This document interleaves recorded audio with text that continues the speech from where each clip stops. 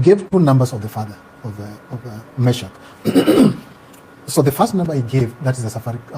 The two numbers are Safaricom numbers, but the first number he gave was full at some point. That's 500 Gs.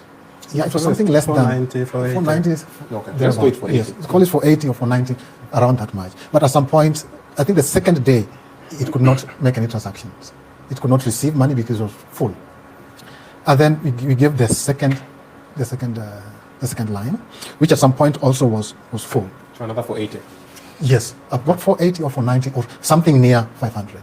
Okay, so these numbers were full, but something happened. During the time when we were around to withdraw, then you need your I can send you a number you withdraw for me. Well, it did not come to our mind at that point. They had to go to Safaricom to open a pay bill as well. They had to get IDs and all that. Now, what happened with that? When the money was full, at some point we tried almost the whole night. We could not transfer money to what is that called?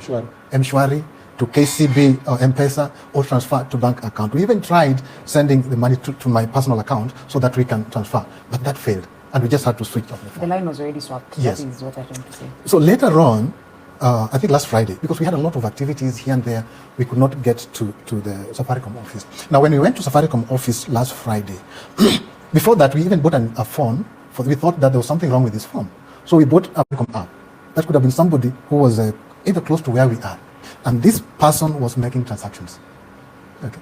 So there were transactions that were being done on that phone, that first line.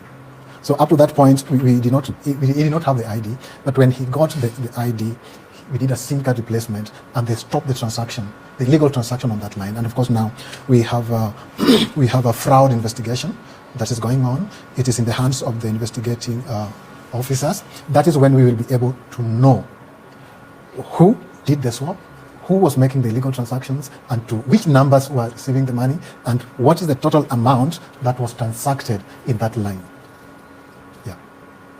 So that it was swapped, all the money got lost. The only amount which was found there was 3,000 shillings.